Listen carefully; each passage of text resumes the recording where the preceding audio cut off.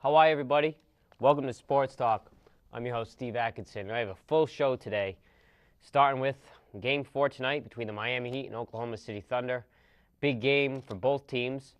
I'm going to get into that. We're going to get into the Boston Red Sox and the toxic clubhouse. Gordon Eads of ESPN wrote an article. I'm going to share that with you. I'm going to also share we're going to talk about the Sandusky trial a little bit.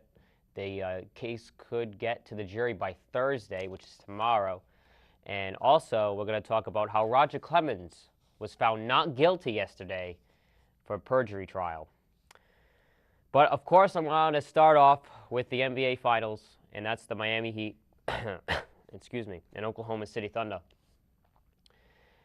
Miami won the other night, Sunday night, Game 3. And this is from ESPN Boston, ESPNGo.com. It was a simple defensive switch, the kind of defensive strategy that would have been considered a concession and a mistake in an old-school Miami Heat thinking, and it left Dwayne Wade defending Durant during the second quarter of Sunday's Game 3. It was the first time this apparent mismatch appeared in this series, and it wouldn't be the last. On this particular occasion, Durant nailed a pulled-up jumper over the extended reach of Wade, then decided to tell Wade exactly why it was possible. "You're too small," the cameras caught Durant telling Wade with a smile. So I'm going to, just talk a little bit about this game and particularly the whole NBA Finals. And I believe that Durant has like 3 fouls. He almost fouled out Game 2. He's gotten 3 fouls. He's not getting any credit at all. And they're not even going to the line enough. Miami went to the line a lot in Game 3 on Sunday.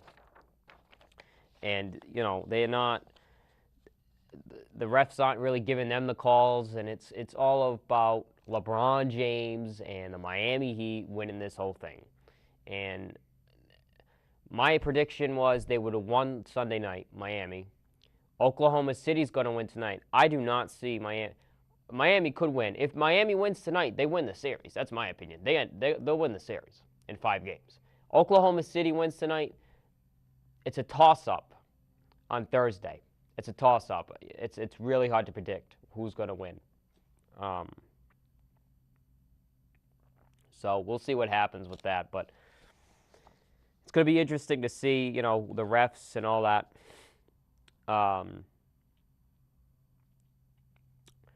Shortly of actually growing before Game 4, there's not a whole lot Wade can do about the actual size difference between him, who Pat Riley used to joke wasn't 6'4", but more in 6'2" range, and Durant, who was listed at 6'9", but is closer to being a 7-footer.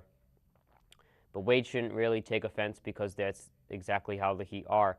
Again, Wade has to come up big, and LeBron has to play the fourth quarter. The difference is, though, and LeBron said it in Game 2. He said we have to play until the last till the zeros in the fourth quarter, and he's right. I mean, it comes down to the fourth quarter. The first 3 quarters don't matter because Durant goes on fire in the fourth quarter. That is when the Thunder pull fire in the last quarter. That's the most important part of the game, the fourth quarter. So I give credit to the Oklahoma City Thunder, pushing to the fourth quarter, making the Heat tired, trying to get LeBron tired and Wade. LeBron isn't that good. He tries to be the hero, the superstar in the fourth quarter, and sometimes he's not the hero and superstar. And I believe that LeBron is the Tom Brady of basketball because he gets all the calls. He wants the attention on him, and I don't mean Tom Brady does, but he gets all the calls. Like, for example, every time Tom Brady gets hit or thrown, he looks at the ref and says, "Oh, you throw me the flag." He does one of those things. And the only difference between them two is Tom Brady's got class and LeBron does not have class. I mean, he's always in the spotlight. He wants to say to everybody that I don't follow out on LeBron James. He wants to go on our SportsCenter special and decide where he wants to go and call it the decision, which was so stupid. He's really, really, he's an attention person, negative attention, and that's what he wants. And it's not good. So, the guy will get a ring. The guy will probably get the MVP, and that will be it. We'll talk about game 3. After Game 3, the stat sheet could have convinced anyone that the Heat were actually the bigger team. Miami outer-bounded the Thunder by 8, outscored them in the paint, and made more frequent visits to the free throw line.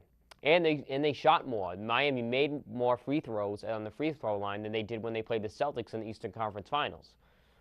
So they were better when they did that.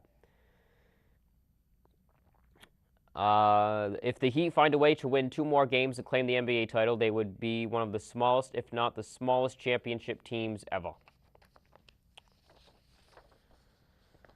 And again, I was watching a huddle.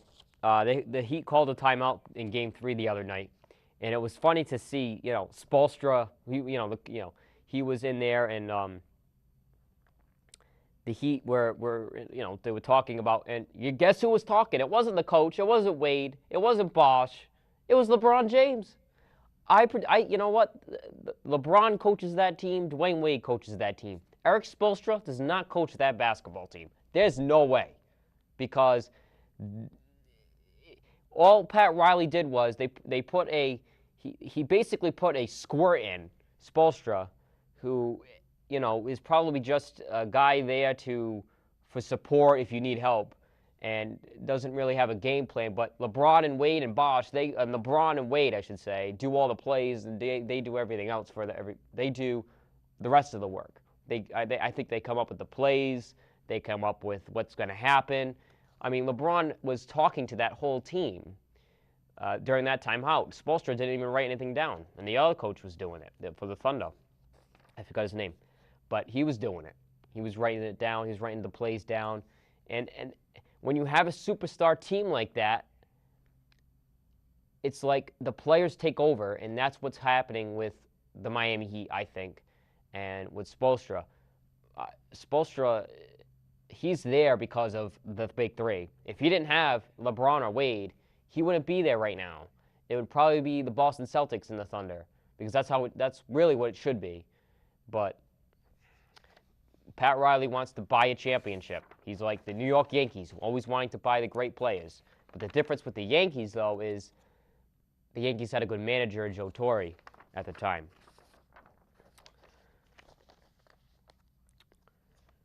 So we'll see what happens. A big game. It's going to be a big game. Tonight's going to be huge.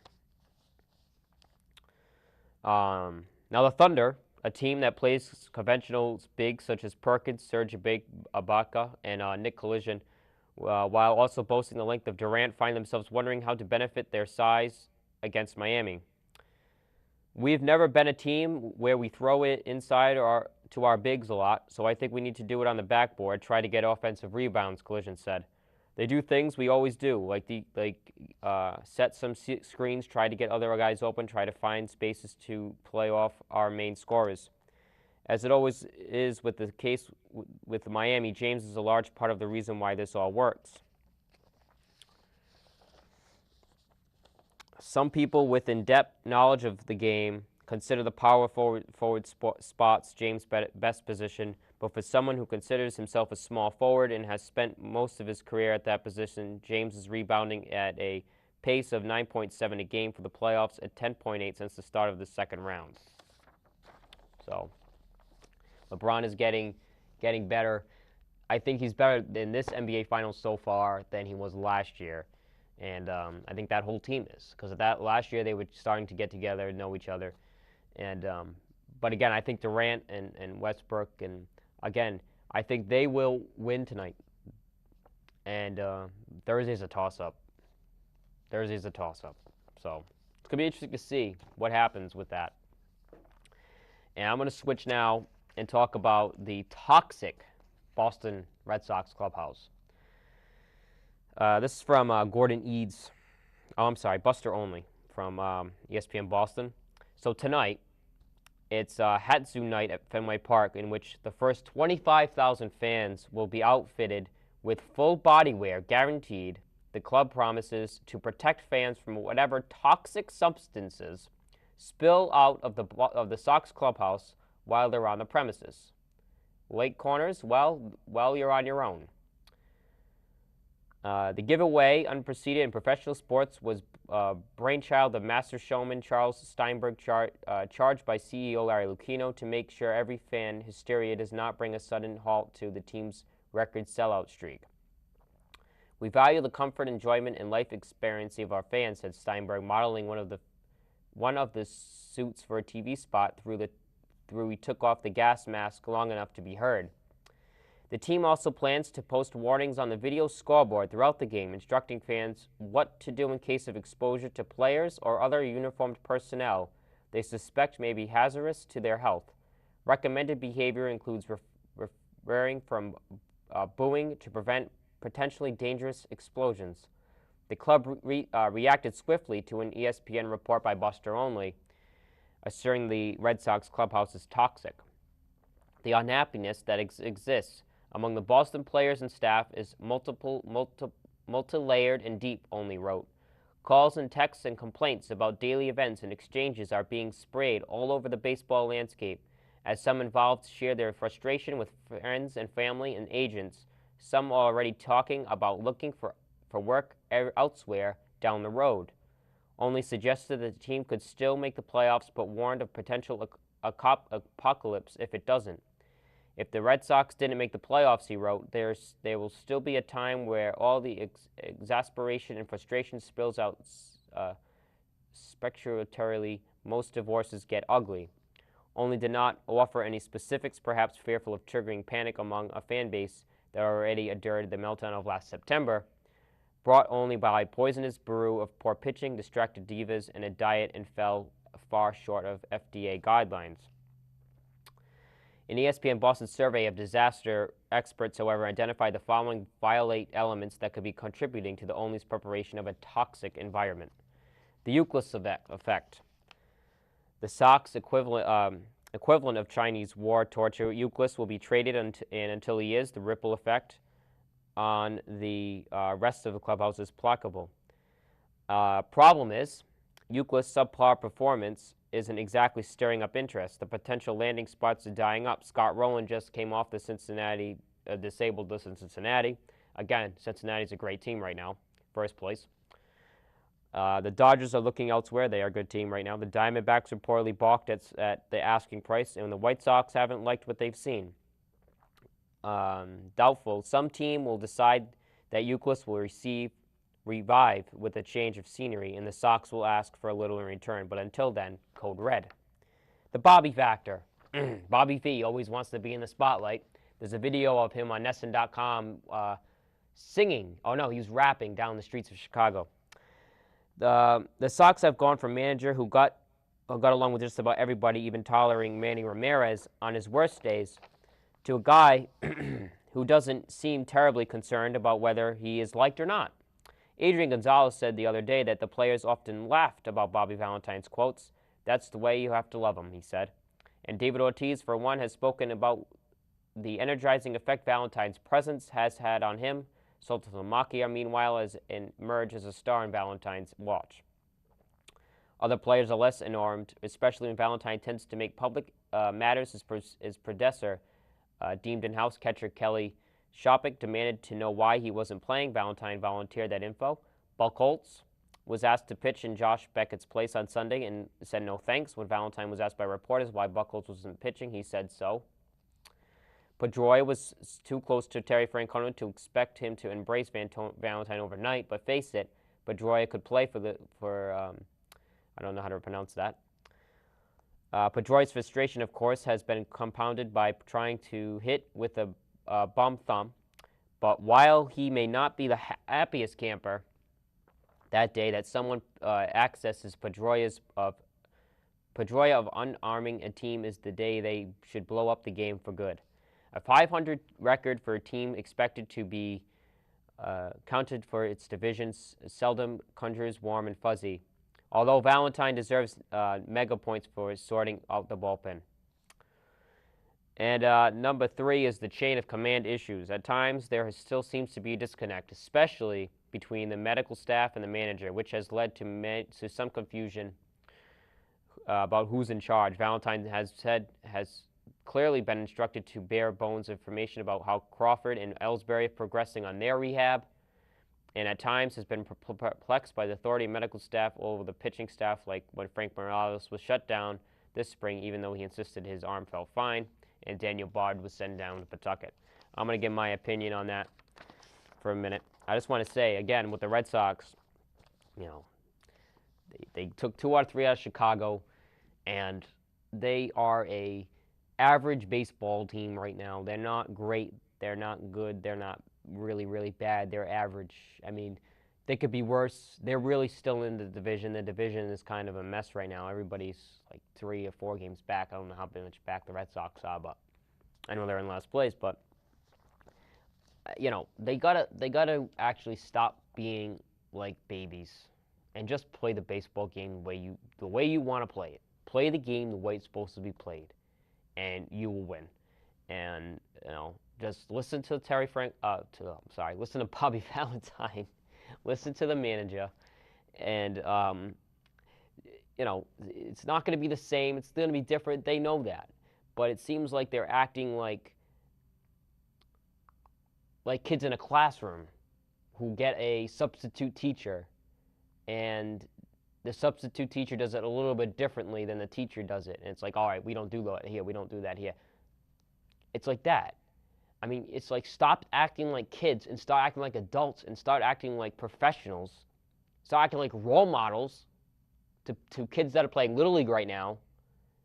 And don't complain if you're not pitching. Don't complain that you're not playing enough. Don't complain if you get sat down to Pawtucket. Just be quiet, do your job, and that's it. I mean, you can complain to your family and stuff. I mean, I understand that. But don't go, complain to the media or stuff like, if somebody asks, if somebody asks you why you're doing that, why did you get, how do you feel about going down to Pawtucket? That's what the manager wanted me to do, so that's what I'm going to do. Don't have to explain, oh, I didn't like the idea. I mean, you have to stay humble about it. It's like the Patriot. It's like Belichick. He doesn't let the Patriots do with the media and all that because it's not right. It's not a good role model. You have to be a good role model. Because kids are going to be watching this stuff. So you just got to be careful on what you do and set a good example. All right. So when I come back, I'm going to start talking about the Sandusky trial, comparing that with Michael Jackson's trial molestation trial, and I'm also going to go to Roger Clemens was acquitted. That's next on Sports Talk.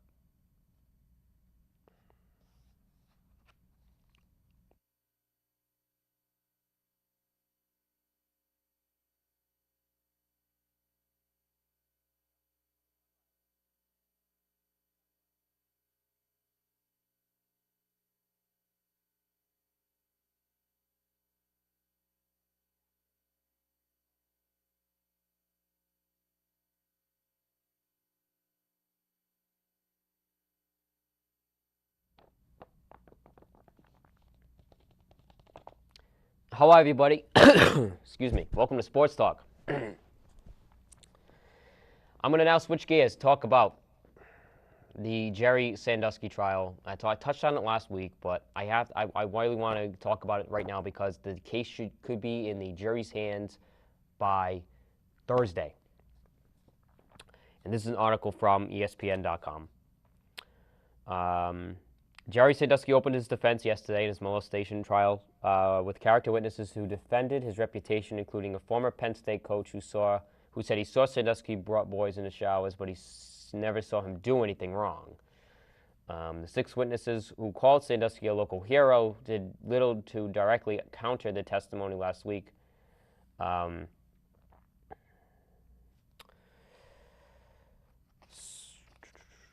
Also, I don't want to read a lot of this. In tearful testimony, one of the victims, I think it was victim 10, victim 9's mother said the boys' laundry would often be short of underwear, and he would claim he had thrown it away because he had an accident. Last week, the teen said Sandusky forced him to have sex that made him bleed. In tearful testimony, she described gifts Sandusky gave her son, then added, I wish he would just give him underwear to replace the underwear I could never find in my laundry. The defense's case forced largely on Sandusky's reputation. Anderson said he was well thought of in every regard. Former Penn State assistant coach Brooker Brooks called his reputation extremely top-notch and local political consistent. Brent Pasquinelli, who raised money for the second mile, called him a local hero. Besides Anderson Brooks, but 3 other witnesses testified for the defense Monday. A woman who ran a golf-rented charity, to which one accuser was recommended by Sandusky, a young man who knew Sandusky through the second mile and vouched for his reputation, and a school teacher who said Sandusky seemed genuinely interested in helping one of the alleged victims in the case. No one was on the stand for more than 10 minutes. Tom Klein, a Philadelphia lawyer who represents one of the accusers, said he was served a defense subpoena on Monday, ordering him to produce a copy of the free agreement he has made with Victim 5, along with copies of his interactions with reporters. Again, with Sandusky's trial, the guy really, he's so. No, what I was going to say is there was a coach there who testified that he saw him and he didn't do it. And he said it was normal for young men to go into showers. And the prosecution said, "Did you ever hug him?" And he said, "No." Well, I'm going to say this, okay? Don't the players have one locker room shower and the coaches have another locker room shower? Why would you?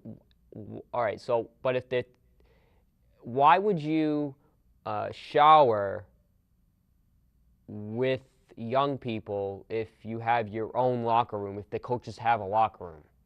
Because I know at Taunton High School, where I went to high school, the players had their locker room, and then the coaches would go and change in their locker room. And I think they would have a shower in there. I mean, it wouldn't be big like the players, but it would be like a small little shower or whatever. I mean, I think that is probably what, if they would have to have one. It was Penn State. I mean, it's a college. It's a university. You would think coaches would have their own separate locker room and showers so the kids wouldn't have to use their shower. I mean, I don't understand it. You know what I mean? They probably think, oh, we're the coaches, we can do whatever we want. But I don't know why you would even want to go shower with young people anyway. I just don't understand that concept at all. And I'm going to talk about Michael Jackson's trial for a second, because it seems like I'm going to compare the two and give you my opinion on what's going to happen. Michael was asked the same question, kind of the same questions in the Martin Bashir documentary, aired in like 2003, than Sandusky. Sandusky founded the Second Mile, and he loved children. He said it all the time, and Michael was the same way. He founded Neverland Ranch. He brought children to his Neverland Ranch. He helped children. He loved them. Same thing. Okay. Sandusky is kind of a star in Penn State, Pennsylvania itself, and the jurors are all basically friends of Sandusky. In Michael's case, Michael was a superstar and still is, because all of his music is still out there and stuff. But he was a superstar throughout the whole world, and the jurors were probably, I don't know, I don't remember, but if they were probably they probably liked Michael if they were fans and stuff like that. And the Sandusky, same thing. There's a recent graduate.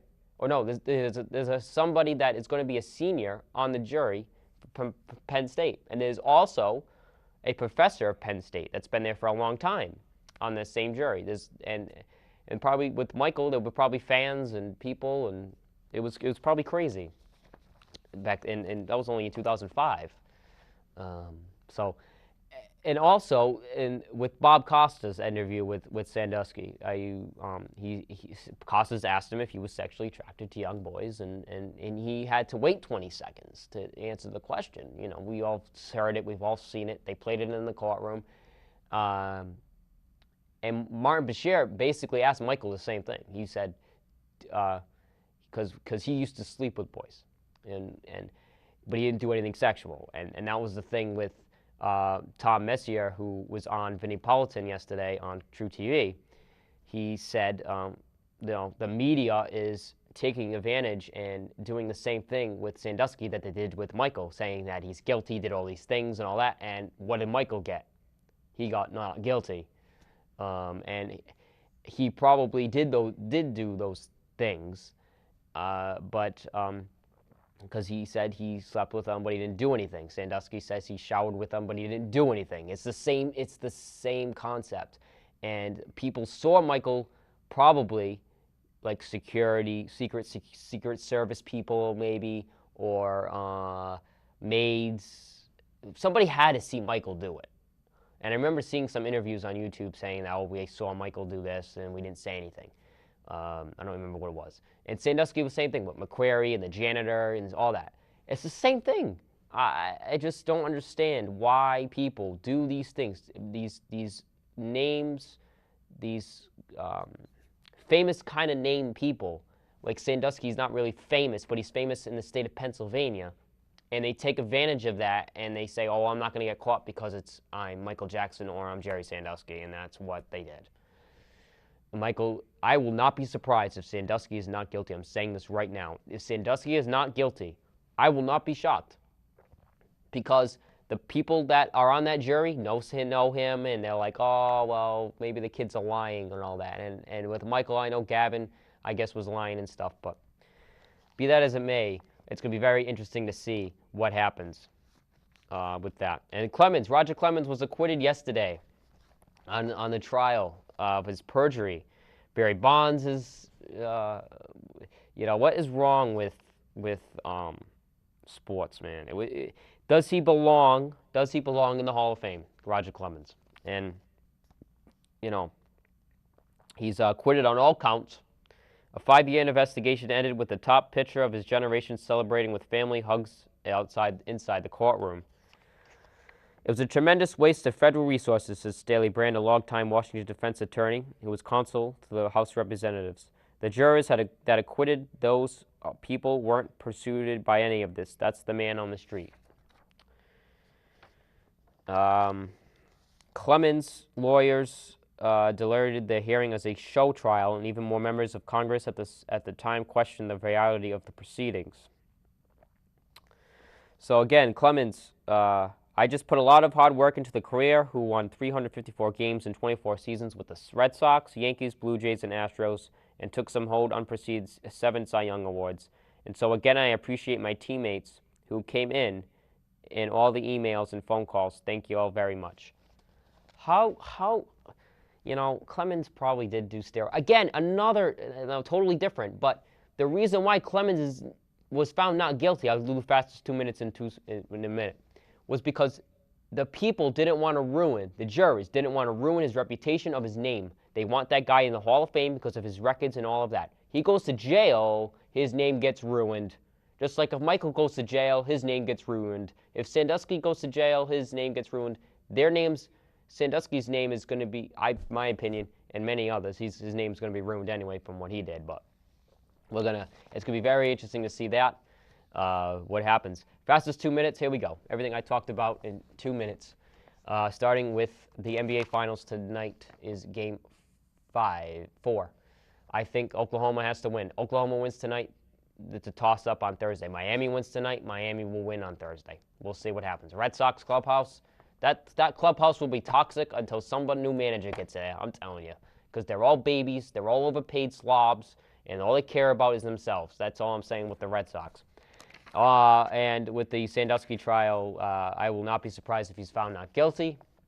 I think he should be guilty, but I will not be surprised if he's not. And Roger Clemens, does he deserve to go in the Hall of Fame? With those numbers, yes, he does. He probably did cheat, but we'll see what happens. And that's going to do it for me on this edition of Sports Talk. I'll be here next Tuesday. You can also catch the Negotiators on Thursday night at 6 o'clock. Have a great week, everybody.